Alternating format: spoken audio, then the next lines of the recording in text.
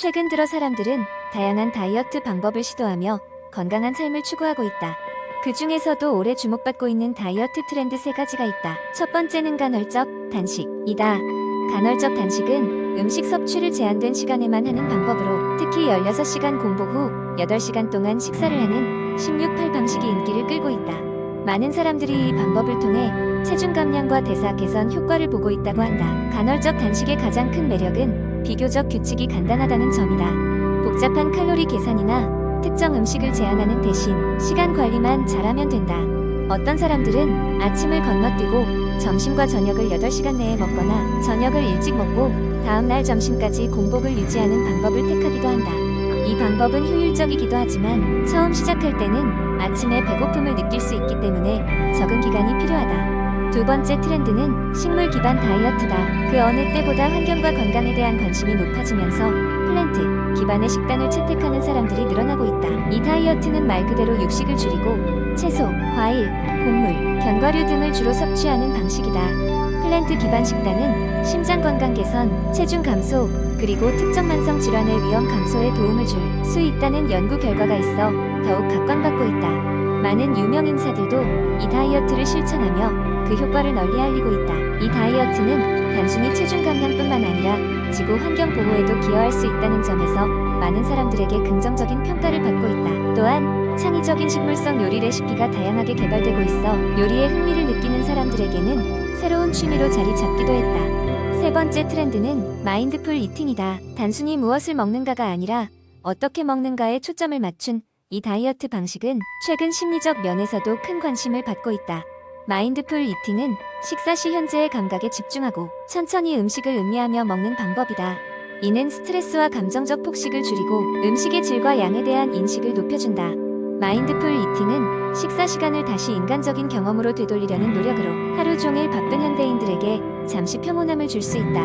이 방법은 특별한 식단이나 운동 없이도 음식과의 관계를 재정립하고 자연스럽게 몸의 신호를 인식하는 능력을 키워준다. 이 3가지 다이어트 트렌드는 각각의 독특한 매력을 가지고 있으며 모든 사람들에게 동일하게 효과적이지 않을 수 있지만 자신의 생활 방식과 필요에 맞춰 선택할 수 있는 다양한 옵션을 제공한다는 점에서 많은 이들의 관심을 끌고 있다. 각각의 방법을 적절히 조합하거나 개인의 상황에 맞게 변형하여 적용함으로써 더욱 건강하고 균형 잡힌 삶을 영위할 수 있을 것이다. 두 번째 이야기, 인터넷은 현대 사회에서 정보의 중심지로 자리 잡았으며 손끝의 클릭 하나로 수많은 정보를 얻을 수 있게 되었습니다. 특히 건강과 관련된 정보는 사람들의 관심이 높아 더욱 널리 퍼지고 있습니다. 그러나 이러한 건강 정보 중에는 과학적 근거가 부족하거나 전혀 허위인 것들이 많아 소비자들이 혼란스러워하기도 합니다.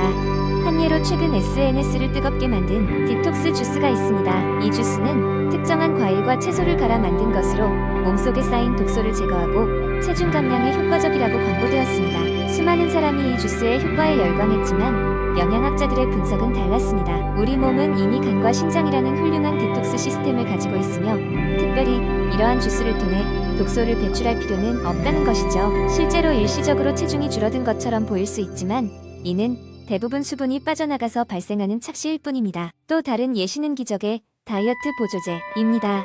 온라인 광고는 이 보조제를 복용한 사람들이 아무런 운동이나 식단 변화도 없이 살이 빠졌다고 주장합니다. 그러나 이런 보조제들의 효과에 대한 과학적 증거는 희박하거나 아예 없는 경우가 많습니다. 어떤 경우에는 이러한 제품이 오히려 건강을 해칠 수 있기에 소비자 보호 단체에서 지속적으로 경고하고 있습니다. 그렇다면 인터넷에서 건강 정보를 찾을 때 주의해야 할 점은 무엇일까요? 첫째, 출처를 확인하는 것이 중요합니다. 믿을 수 있는 의료기관이나 전문 저널에서 제공하는 정보가 아니라면 일단 주의가 필요합니다. 둘째, 너무 좋은 것처럼 들리는 정보는 다시 한번 의심해 보아야 합니다. 단기간에 큰 노력을 들이지 않고 이루어지는 결과를 약속하는 경우 특히 그렇습니다.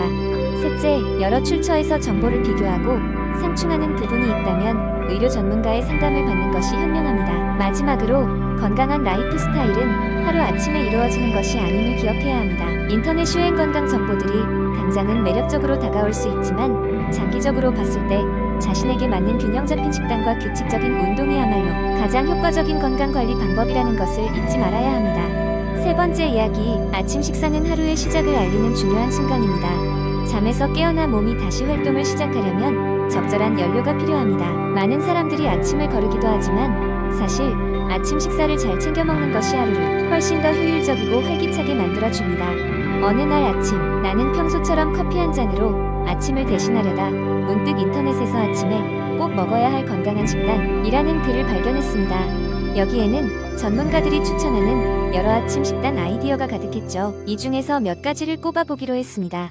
첫 번째로 눈에 띈 것은 오트밀과 견과류였습니다. 오트밀은 섬유질이 풍부하여 소화를 돕고 배고픔을 느끼지 않게 하여 간식을 덜 먹게 해준다고 했죠. 견과류는 건강에 좋은 지방과 단백질을 제공하여 에너지를 지속적으로 공급해줍니다.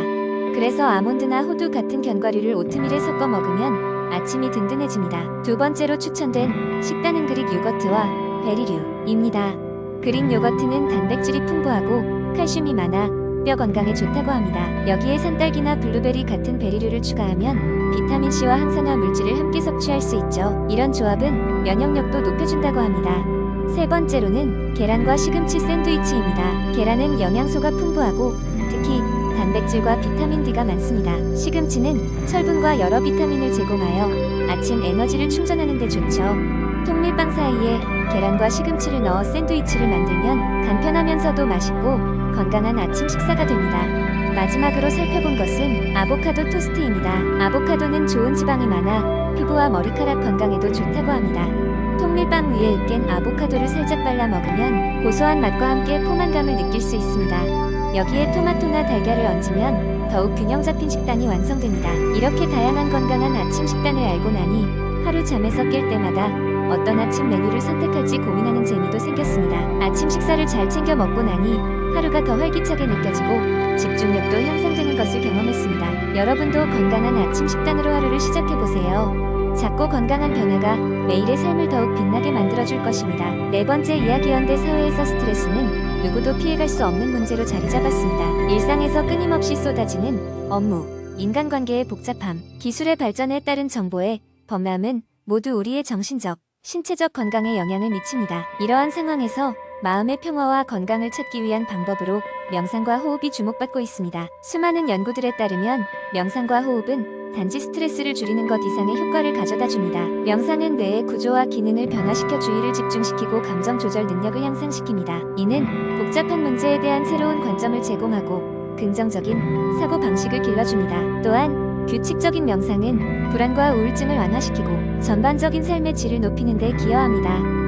호흡은 우리 삶의 아주 기본적인 요소입니다. 우리가 숨을 들이마시고 내쉬는 동안에도 우리의 신경계는 활성화 및 안정화 과정을 통합니다. 깊고 규칙적인 호흡은 부교감 신경계를 활성화하여 심박수를 낮추고 혈압을 조절하는 데 도움을 줍니다. 이는 결국 스트레스 반응을 억제하는 데 유용합니다.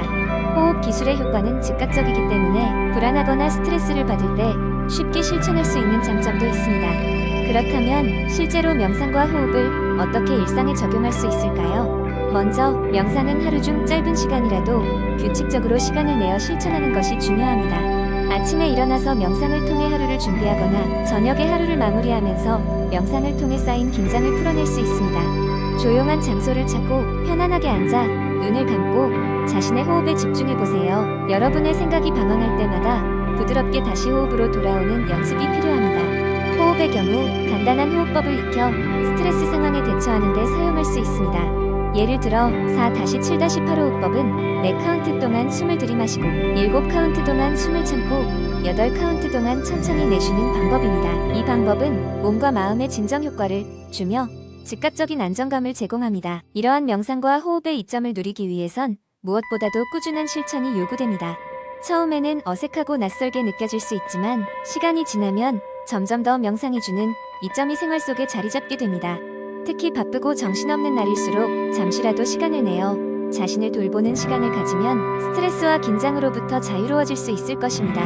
결국 명상과 호흡은 우리가 자신의 내면과 연결되는 통로이자 세상의 소란 속에서 자신을 지킬 수 있는 방어막이 됩니다. 지금 이 순간에도 우리는 이러한 연습을 통해 조금 더 평온하고 밸런스 잡힌 삶을 살아갈 수 있습니다. 그러니 오늘부터 몇 분의 시간을 내어 명상과 호흡을 통해 자신을 돌봐보세요. 여러분의 내면과 외면에 긍정적인 변화를 가져다 줄 것입니다.